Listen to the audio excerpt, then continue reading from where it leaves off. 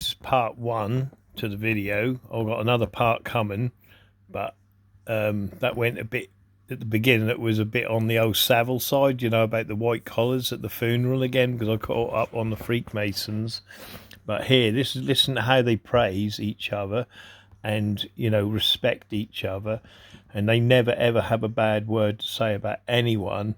And this is what Freakmasonry has done for centuries and decades. Listen, and I'll show you the criminal connections as well. Listen.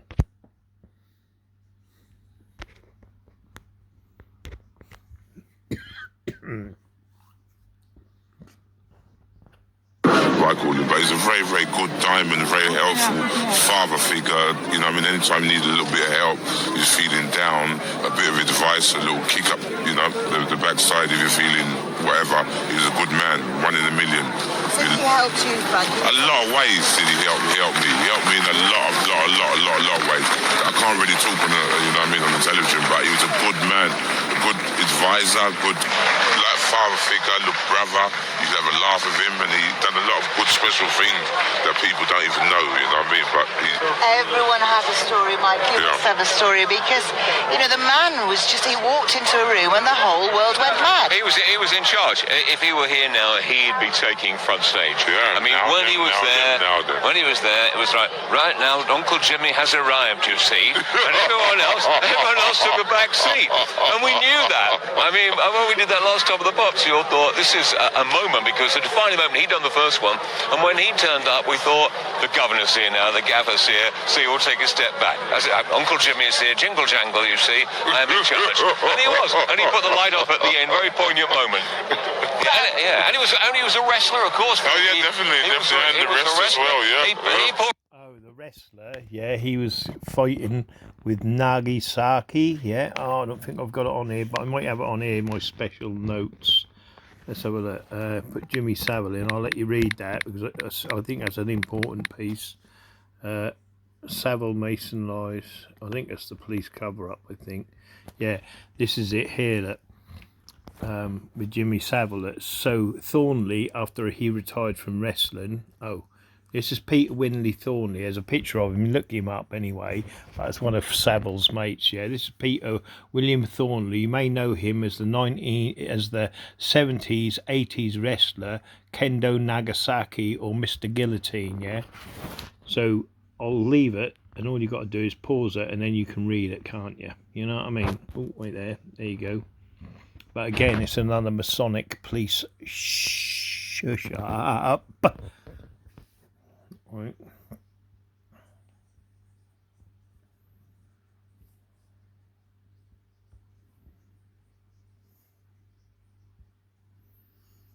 Right, and then I'll just go up a little bit more so you can read it, pause it, and then read it.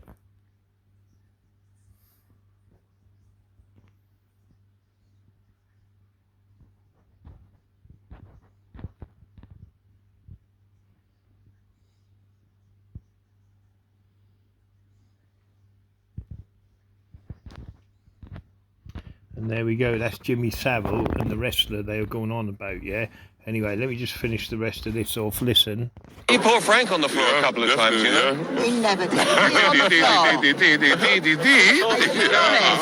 Can I just say, there's hundreds and, well, there are thousands of people here. Right. Wouldn't he have loved today, Frank? He would have loved it, you know what I mean? He was a very special man. You've got to go a million, billion miles to find another man like him, you know what I mean? A class amongst himself. And everyone's got their own memories. You two, you see, look what you're doing. It's a funeral, but you're smiling. That's what Jimmy did. If he was here, he would take over, you know. Now then, he's a don, you know what I mean? One don.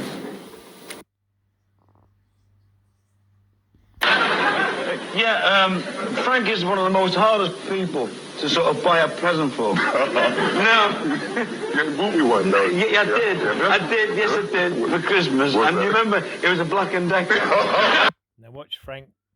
Now watch Frank Bruno panic here when he mentions the drill, yeah, which is obviously the thingy. But you listen to him when he tries to tell a story. You go, oh, shush, quick, I've got thingy here. You know what I mean? He panics because he thinks he's going to tell him the true story of what they did with the drill. Don't can't talk about that. Fred, cool down. All right, then.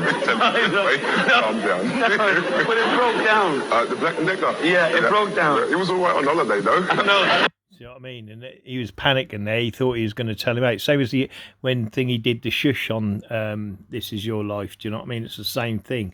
He was panicking. He thought he was going to give him the true story because he know he's like wild when he does his stuff, doesn't he? He come out with loads of stuff. So he thought he was going to do that. But again, they're all investigated, as you know. Yeah, some of them are arrested, blah, blah, blah. But they're all connected. You see what I mean? That's what you're dealing with within your towns and your cities. Not just, they keep you thinking about the celebrities and that you can't do. It's the people within your town and cities. They're the same. Yeah, they all run on blackmail.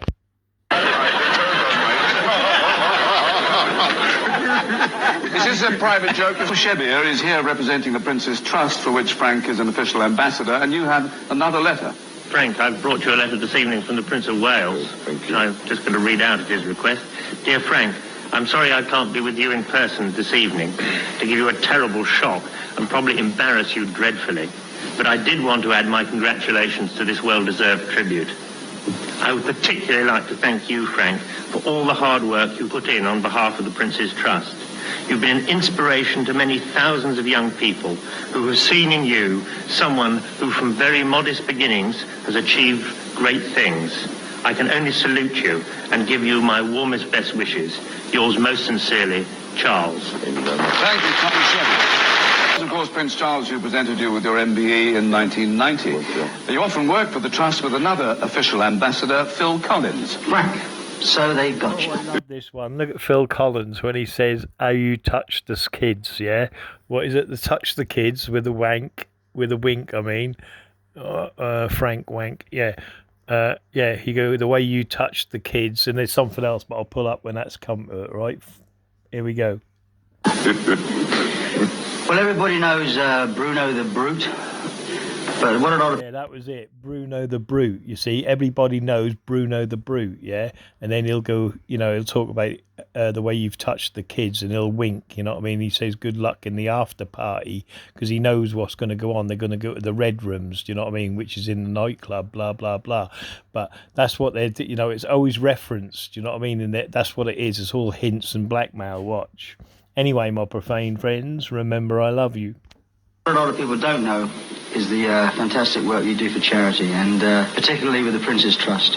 So on behalf of myself and my fellow trustees and everybody at the Prince's Trust, and also all the kids whose lives you touched just through being there and showing that you care about them, thank you very, very much. Have a good time tonight, and have a good time at the party afterwards. The work you do for charity, and particularly with the Prince's Trust.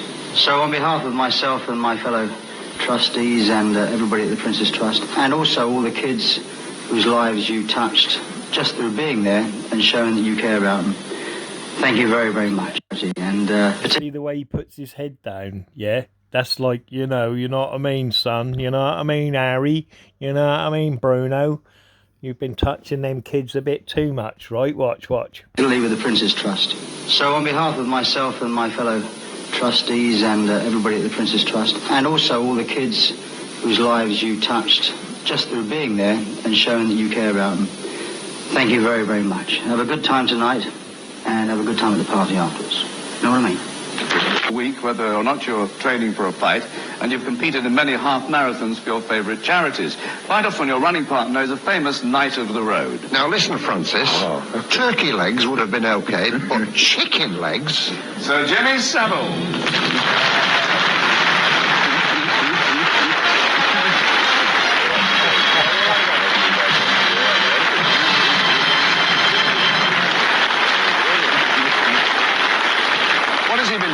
Now listen, what he has been saying. Under this drab exterior... White Decker, is he? Listen, chicken legs, ladies and gentlemen, are these turkey legs? Are they turkey legs or chicken legs? That's what I want to know. In future, it's turkey legs, not chicken legs. All right, turkey legs. All right, then. A man could be mortally embarrassed. But not yet. Thank you very much indeed. And there you go, you know what I mean? That's the video I was trying to play on the last bloody video. What's this here? Police, Freemason, police. Oh yeah, that's the old Nagasaki. Right, let me just see what that other one says, just so you know. Savile Masonic lies. What's this? Some of the Freemasons will say they weren't Masons at Savile's funeral. Yeah, oh yeah, this is the Travelling Templar. Yeah, you know what I mean? They deny about the... But then we have this for someone who knows better for the rituals, yeah? And I think that's, yeah, the Knights of Sir Columbus, yeah? The secret rituals. Again, you can look that up yourselves. You know what I mean? That goes on about Jimmy Savile, and he's gone well in depth about it. That's the whole ritual. You know what I mean? And then they explain about the old white collars. Do you know what I mean? But he's gone into it just as much as I have. And we have the pictures I posted. What do you think of the truth?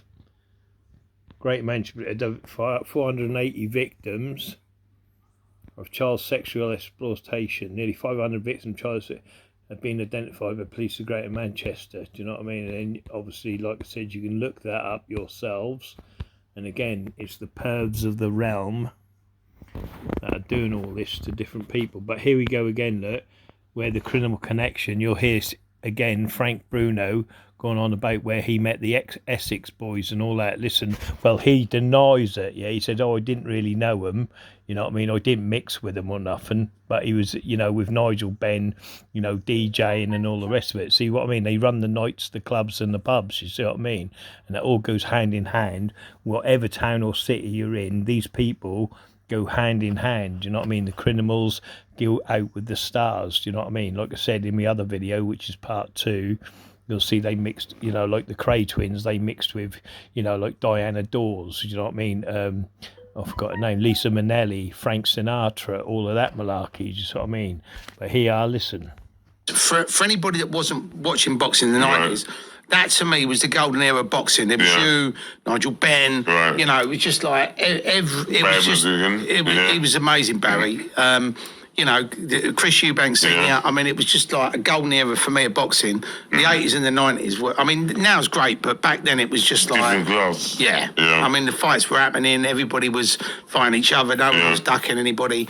And, you know, but back in the 90s, there was, I don't know if you ever come across the Essex boys. Essex boys, who's talking about Tucker? Tony Tucker. Tony Tucker, yeah. Look at his face. He's pretending he doesn't know them, but he knows them full well, yeah? Because they're all part of that same, you know, the boxers, if you do the research, like I said, just look into, you know, Tyson Fury, Peter Fury, that's just that side of it. And then you can get into the other, like, you know, the bare knuckle fighting and all the rest of it. They're all connected. Do you know what I mean? You just got to put, like I said, you just got to connect the points, the dots of the compass, and they all link up. But look at him pretending, right? But he'll say, no, I didn't know him or anything. Listen. Tony Tucker, is that the one? With a dodgy wig. Yeah. I've met him quite a few times. He used to work with Nigel. I know him through a guy called Ray Sullivan or whatever, but I don't know him that well. Yeah. I don't know him to say, oh yeah, I've had his number or whatever. You know, I just got walking by, respect, and just go about your business. Because Do you see what I mean? They deny their knowledge of all sorts of stuff. Do you see what I mean? That's easy to not. That's what Freakmasons do. Live in denial. Do you know what I mean? I don't know that person. I'm not connected to this. I'm not. You know, you say you're a Freakmason, right? You know, you were involved in the Hungerford killings. They go, no, we don't. No, we in. No, we in. And they just keep denying it. You know, you say you. What was the grandstand that fell down? I can't remember now. Where they all got squashed. You know, in Liverpool or something. Was it? Something anyway, but again they deny that. You know what I mean? Any involvement in any corruption or anything, I go, oh, it's impossible. They just deny, and they've done it for centuries and decades because they know time is a healer. Do you see what I mean? And once they get past that, you know, like now, does anyone talk about, you know, like say the Twin Towers? No. Do you know what I mean? Is anyone talking about, you know, all the corruption that they've done specifically within the what's he called? Is anyone, you know, bringing it up or anything? No, because they know in time people forget and put the past, and all they got to do is trick people for a couple of years, and that's it, innit? You know what I mean? But yeah, killing the gang. Yeah, and by the way, it was Hillsborough. Do you know what I mean? Hillsborough. You know what I mean? They covered up the Hillsborough. The amount of you know, the amount of grief they put them families through, going through the courts and the denials and all the rest of it, you know what I mean? And the people investigating it were Freakmasons. Do you see what I'm saying? That's how it goes all the time, you know, and they never stop with their corruption, regardless of what it is, you know, like the denial. You know, Jimmy Savile wasn't a Freakmason. Yes, he fucking was. Do you know what I mean? You know, do you see what I mean? But they'll deny it that he was. You know what I mean? And they distance themselves. You know what I mean? From anything that's corruptible. And if you talk to them, they're uncorruptible anyway. You know what I mean? And they're answerable to no one. You know, and that's how it goes on. He's not saying much more about it than that, really. Because, you know, we was talking earlier about the films that were made about them. That's the character I played, so I wear the dodgy wig. Yeah. I haven't really look. I'll have to I'll send them over to you so you can have a watch them, Frank. Yeah, I'd love to have a look watch. Yeah, but reality weren't nice the way it was done. No. I mean, nobody wants to get shotgunned in the face in a Range Rover in Essex. I mean, it's not a good way to go. Yeah, but if you deal with the wrong people, you've got to expect the wrong things happening to you. You know what I mean? Not stop kicking them. You know what I mean, at the backside or whatever. But you got to be careful. Why are they bringing a shotgun? There must have been something. Because there was a picture, because when we was doing the films, we did a lot of research, obviously, on Tony Tucker and the Essex Boys and about. Nigel Banks obviously was part of it. Connor actually played his dad in the film. Yeah. It's actually on Netflix, so and Amazon, so you can actually watch, if you've got that, you can watch that, and it'll make you laugh because somebody actually went up to Nigel and said, "Oh, whoever played you in the film wasn't real. You should have got a real boxer to do it." And he's like, "It's my son." You know what I mean? But he was very polite about it. But obviously being around, you know, having met him, like you said. See, do you see what I mean? Look, it's now Nigel Benn's son playing him in the film. Do you see what I mean? It's all connected. You're not getting into that film. No one else is, just the criminals, you know what I mean? Because that's what they run. They run everything, you know, and they've done it by, like I said, you know, mob-handed, going round to people's and threatening them away from it so they don't be involved in it. You know, they do all of that and they just take over it regardless of what that is. Do you know what I mean? If not, you know, if they want a business, the person who runs the business meets an accident. You know what I mean? And that's what it's all based on all the time, right across the world. You know what I mean? They've done it over and over and over again. You know what I mean? I'm not talking like a couple of years or 10 years or 20 years. I'm talking about thousands of years when they wanted someone's businesses or someone's gold mine, you know, all of that. They've just, boom, they've started a war or, you know, just took over the land, didn't they? Everything, land, air and water. You know what I mean? There ain't nothing they don't control. You know, you show me something the Freakmasons don't control in any town or city. You show me what they don't control. You know what I mean? There ain't nothing, you know. The only thing they ain't controlling are the shelf stackers, yeah, or the people who are, you know, like on 9 to 5 peasant jobs. Do you know what I mean? Just, you know, living to earn, you know, to pay, you know, for heating and water and all the rest of it. You know what I mean? They don't control that. Do you know what I mean? They do control them, but they don't control it. You know what I mean? But anything high, they control it. They control the police. They control the government. You know what I mean? All of that, and that's what needs to be taken away from them. All of them. Do you know what I mean? And they never ever need to be in power again. But there you go. Let me give one more little play just to see what we've got. And there was pictures because there was a picture of you, Nigel and Tony sat. I think it was at a charity event. Yeah. That's why I asked because I didn't know if you knew them well or whether you just, like you said, just saw them, you know, with Nigel really. Yeah. Yeah. Workers. And Nigel started DJing, didn't he, as well? Shotgunned in the. And trying to, you know what I mean, do you up like a keeper. Right. I mean, now it's even worse because of mobile phones. If you said that at the time, very polite about it. Yeah. But obviously being around, you know, having met him, like you said, he. Did you see what I mean there? He's stuttering because he knows Bruno doesn't like it, and he just got caught out that he's sitting at a charity event. You see what I mean? Charity, we look good, we're great, with Tony Tucker and whatever beside him on the same thing, and they're all Freakmasons. See, Bruno's a Freakmason. Do you see what I mean? They're all Freakmasons. Do you see what I mean? And that's what it is. You got to understand that, and that's the criminal connection all the time. Let me see if I can find it again. There's pictures because there was a picture of you. Nigel and Tony sat. I think it was at a charity event. Yeah. That's why I asked because I didn't know if you knew them well or whether you just, like you said, just saw them, you know. It's actually on Netflix, so and Amazon, so you can actually if you've got that, you can watch that, and it'll make you laugh because somebody actually went up to Nigel and said, "Oh, whoever played you in the film wasn't real. You should have got a real boxer to do it." And he's like, "It's my son," you know? But he was very polite about it. But obviously being around, you know, having met him, like you said, there was pictures because there was a picture of you. Nigel and Tony sat. I think it was at a charity event. That's why I asked because I didn't know if you knew him well or whether you just, like you said, just saw him, you know, with Nigel really. Yeah. And Nigel started DJing, didn't he, as well? He did a very good DJ. Boxer doing. He's like, "It's my son." He just says wicked, but look at his face. Do you see what I mean? He's a liar. Do you know what I mean? He's corrupt and he's a criminal, and he knows he is. Yeah, you know what I mean. Like I said, he worked with Savile. You can see that in my Jimmy Savile video, which is very, you know, like one of the first videos I ever did on YouTube.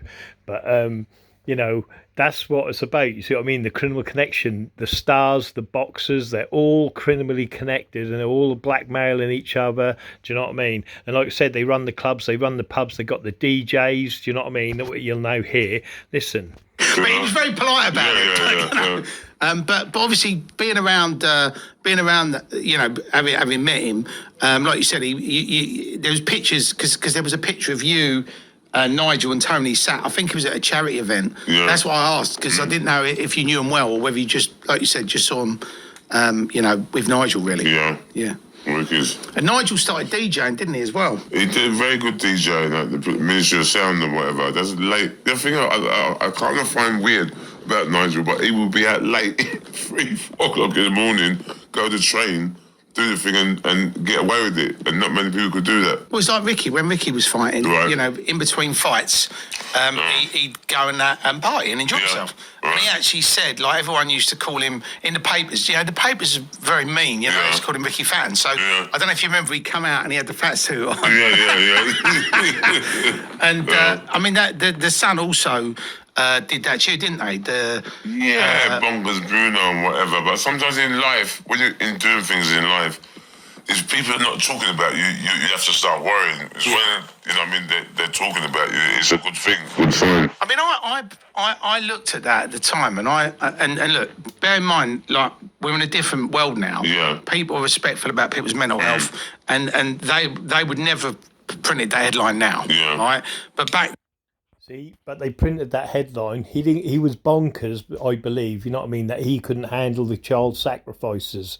Do you know what I mean? And that's what turned him. My view, I don't know if that's true or not, because, you know, like I said, that's my opinion. Do you know what I mean? That's why he had mental breakdowns, because he was doing sacrificial, you know, to children and that. And, you know, with Savile and the Yorkshire Ripper and all the rest of them. Do you know what I mean? And I don't think his mind could take it. Do you know what I mean? So he you know, he lost it.